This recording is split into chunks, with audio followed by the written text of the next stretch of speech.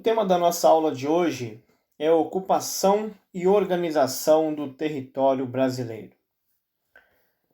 O que aconteceu para que o Brasil tivesse hoje o território que ele tem? Como que se deu esse processo de organização e esse processo de construção do espaço do território brasileiro? Eu sou o professor Michel, professor de Geografia, e estarei agora explicando para vocês um pouquinho desse tema. Vamos entender primeiramente o que quer dizer aqui na nossa apostila, no nosso PET, você que é aluno da Rede Estadual de Ensino de Minas Gerais, o que quer dizer sobre essa ocupação e organização do território brasileiro e o que as atividades econômicas elas têm a ver com esse processo. Primeiramente, vamos entender o seguinte. Quando você lê aqui a expressão atividades econômicas, logicamente você entende que tem a ver com economia, tem a ver com dinheiro, tem a ver com renda, né? Só que nós vamos entender o seguinte. O Brasil, ele passou por vários períodos e ele teve os seus períodos dos seus ciclos econômicos. O que foram esses ciclos econômicos? Simples. Foram os períodos em que determinadas atividades econômicas faziam sucesso no Brasil naquela época. Primeiramente, eu quero deixar claro para vocês, né, enquanto professor de geografia, enquanto professor de vocês, eu não gosto de usar aquela expressão que o Brasil ele foi descoberto. Porque essa expressão, quando a gente fala que o Brasil foi descoberto, dá a entender que parece que o Brasil, no sentido que é passado para a gente, que o Brasil era uma terra de ninguém, o Brasil era uma terra desabitada, era uma terra que não tinha dono. Só que não é bem isso que aconteceu. Os portugueses vieram para o Brasil e encontraram uma população, uma sociedade na época, que eram os indígenas, várias tribos, várias culturas indígenas diferentes, e ocorreu um grande genocídio, que é uma matança de pessoas, muitas mortes, né,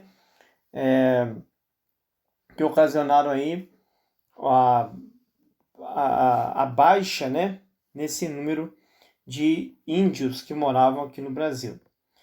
E o que acontece? Os portugueses buscavam aqui fontes de renda para sustentar o império, né, para sustentar o reino, melhor dizendo, o reino de Portugal, e para se sustentarem aqui também. Então o Brasil ele passou por vários ciclos. O ciclo do pau-brasil, depois vem o ciclo da cana, o ciclo do açúcar, da cana-de-açúcar. Aí começa o problema maior do Brasil. Porque nesse período da cana-de-açúcar, a partir de 1530, que começa a existir aí o problema da escravidão. Porque a partir desse período, porque tentaram escravizar os índios, né, e tal, mas não deu certo da forma que eles queriam. Então eles buscam novas formas de mão de obra. E a mão de obra que foi usada aqui nas lavouras de cana-de-açúcar e depois, posteriormente, né, um pouco depois, foram utilizadas também no ciclo da mineração, foi justamente a mão de obra escrava por meio dos negros africanos. Foi um período sangrento, foi um período complexo, foi um período de muito sofrimento para aquela população que era trazida para cá. Diga-se de passagem, não eram trazidos para cá por livre e espontânea vontade, eram trazidos por livre e espontânea pressão. Eram vendidos como se fossem mercadoria aqui no Brasil, né? Então, o que acontece? Esse período aí da cana-de-açúcar, né, que ocorreu, ele não somente trouxe esse prejuízo processo escravagista, mas trouxe também um outro prejuízo, que é o prejuízo ambiental, porque houve a exaustão do solo, o solo ficou totalmente desgastado por intermédio dessas plantações, né, repetitivas e sucessivas de cana, e o problema todo é que os fazendeiros na época não utilizavam nem o bagaço da cana para fazer ali uma adubação, vamos dizer assim, uma adubação de forma natural. É o que então foi gerando mais e mais problemas para o solo. Então, o desmatamento que nós vemos hoje, ele é um processo, né? Ele é um processo que ele vem ocorrendo já há muito tempo. Ele não é novo, ele só tem aumentado de proporção.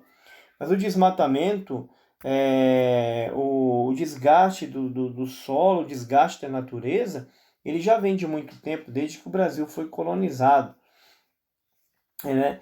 Então, o que acontece? Hoje nós vemos algumas regiões ali do Nordeste que têm seríssimos problemas aí, solos muito judiados, digamos assim, que não são produtivos, né? Deve-se primeiramente a essa questão aí desse problema da lavoura da cana-de-açúcar, certo? Consequentemente, que foi uma região que foi surgindo ali um deserto, né? Consequentemente, afeta também no ciclo da chuva, o ciclo hidrológico. Então você percebe que todo um processo histórico, a geografia é importante por causa disso, que você vê que todo um processo histórico ele está interligado, ele tá junto, ele está conectado. A história, a economia está ligada também aos processos aí ambientais. Pois bem, aí chegou um momento que a cana-de-açúcar também já não estava no seu auge, vem um processo aí no século XVII, né? E virada para o século XVIII já vem aí o processo da mineração, onde começam aí a ser extraídos aí o ouro, o diamante e outros metais, outras pedras preciosas, onde aí se acentua mais ainda o processo de escravidão, de trabalho escravo, né?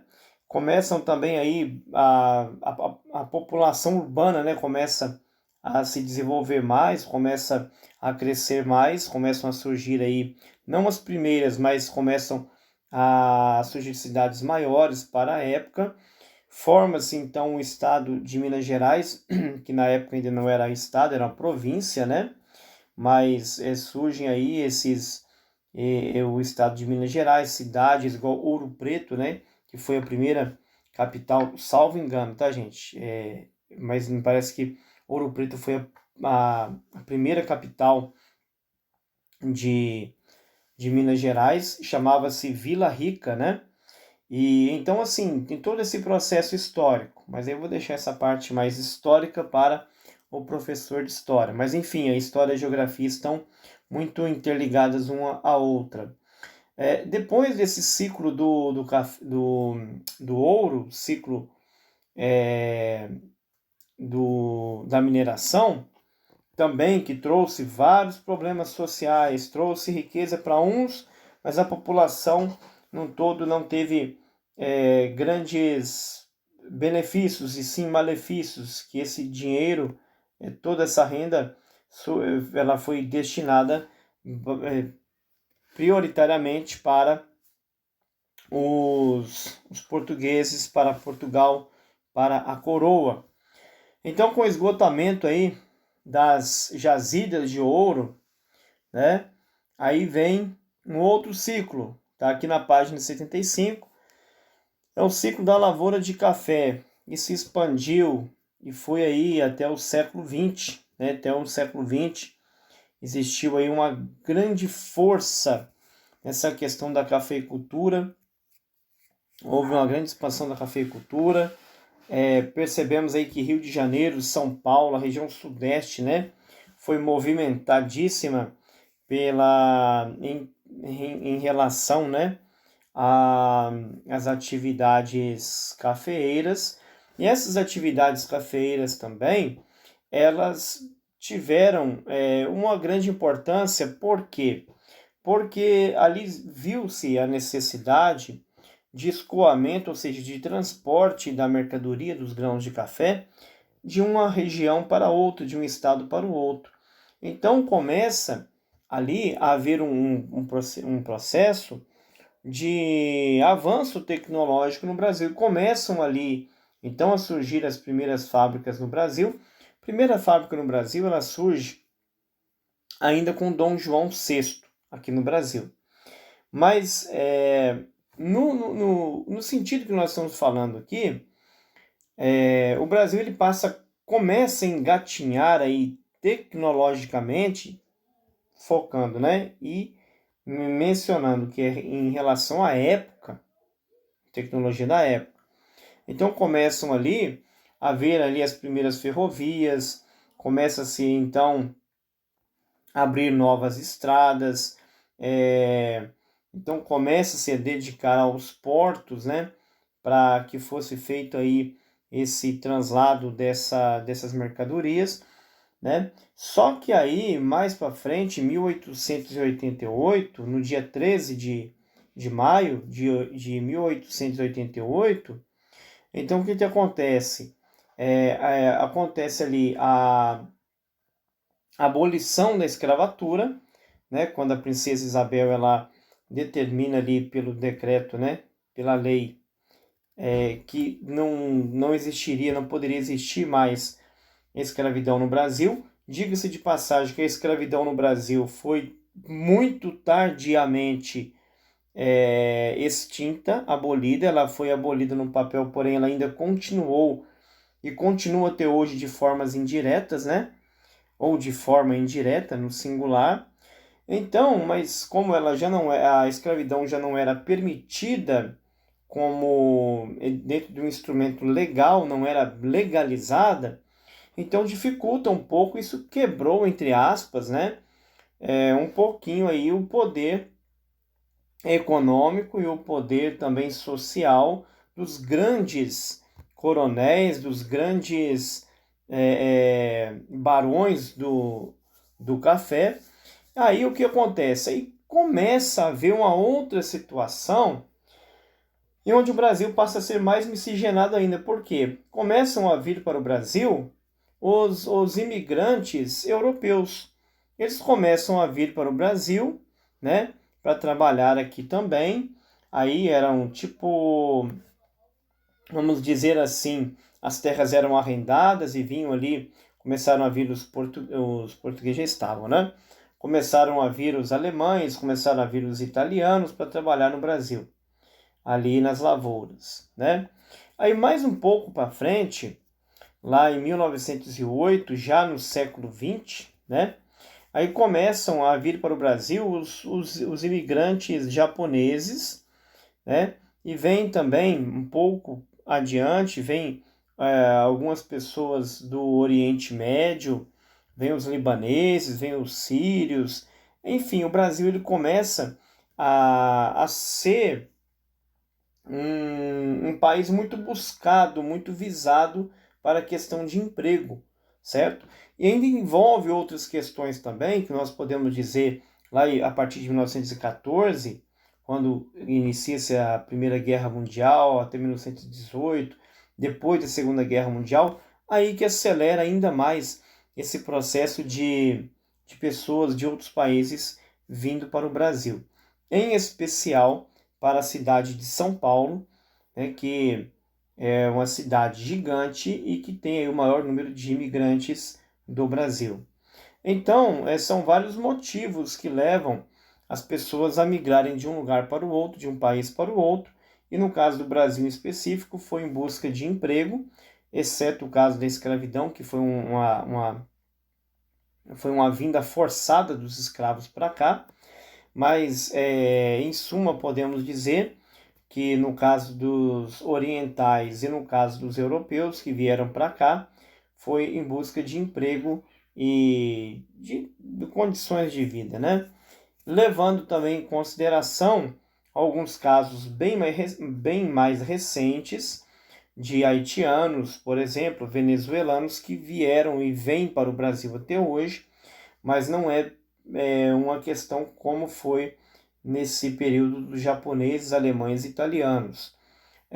Aí já se dá por outro motivo, por catástrofes naturais ou por questões perseguição política, problemas econômicos muito sérios que acontecem, como é o caso da Venezuela, o Haiti e outras questões mais de guerra civil. Então, vem essas pessoas para o Brasil para que elas possam ter uma vida, mesmo que com toda dificuldade, mas que seja uma vida mais tranquila em relação ao que elas vivem no seu próprio país. Aí o que tudo isso traz, esse processo migratório para o Brasil, o que ele traz?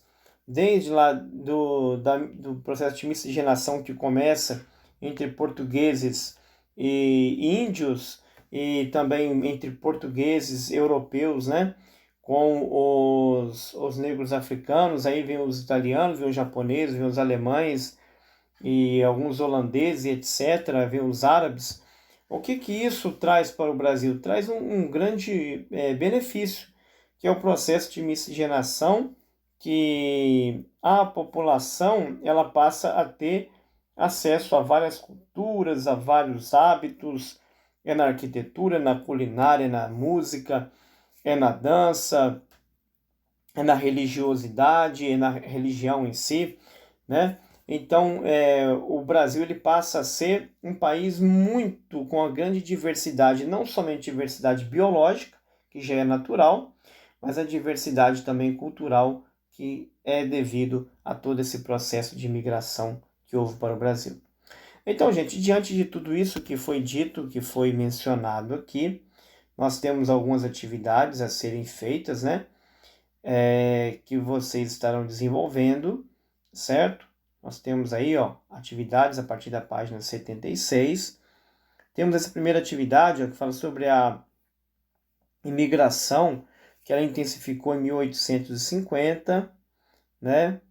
E depois pergunta, fala aí quais são os principais grupos estrangeiros que imigraram para o Brasil, tá? Que estão aqui no gráfico, né? Como foi a participação dos japoneses nesse fluxo, né? Como que os japoneses contribuíram também, como o quantitativo deles aqui no Brasil na época. E sobre o cultivo do café, vai falar também do cultivo do café no território do Rio de Janeiro, né? E nós temos aqui também uma atividade que ela vai falar aqui de um período de um histórico, uma atividade econômica, que vocês vão ler a letra dessa música e vocês vão mencionar aqui, vão relacionar a letra da música com esse período histórico e com essa atividade econômica que está aqui em uma dessas alternativas da número 3. A número 4, ela vai falar aqui a respeito das drogas do sertão, que eram produtos que eram produzidos e comercializados no Brasil. Aí fala que, né, no século XVII, ao mesmo tempo que a economia canavieira se desenvolvia e a pecuária avançava em direção ao interior da região do Brasil, onde hoje é a região norte, foi explorada as drogas do sertão, provocando a expansão do território português para áreas que pertenciam à Espanha. Aí já vem aquela questão lá do Tratado de Tordesilhas, né? O que eram as drogas do sertão? Cite outros produtos extraídos da Amazônia que tinham grande procura no mercado europeu. Vocês vão pesquisar. E depois vocês vão olhar aqui também, no número 5, né? Que fala da questão dos haitianos e venezuelanos, colombianos, e que eles vieram para o Brasil. Eu já mencionei isso um pouco acima. E vocês vão relacionar esse fato da vinda deles, né? tem aqui uma manchete, aqui de um trecho, né, que foi extraído de um site da Justiça do Brasil. Então, o que acontece? Vocês vão interpretar isso e vão falar aqui qual o continente de origem dos imigrantes que vieram para o Brasil em 2018. Você vai citar 2 motivos que favorecem a essa migração, o que leva essas pessoas a virem para o Brasil. Então, gente, essa foi a nossa aula de hoje, do 7º ano. O assunto aí, né, foi esse desenvolvimento e organização do território brasileiro e as atividades econômicas que aqui foram e são desenvolvidas até hoje, como elas não deixaram de existir, elas existem, só que nós temos que entender também que um detalhe que eu não tinha falado, que o Brasil na época ele era quase que uma monocultura, quando produzia-se um determinado produto, era aquele ali, né, em grande, em larga escala. Hoje em dia tudo é muito bem dividido, não existe uma monocultura nacional. Não existe isso. Um lugar produz muita soja, o outro é arroz, o outro é café, o outro é pecuária. Enfim, é muito bem dividido. O Brasil é considerado o celeiro do mundo. Então, gente, são essas aí as explicações de hoje. Sou o professor Michel, professor de Geografia, e essa foi a nossa aula da semana 2.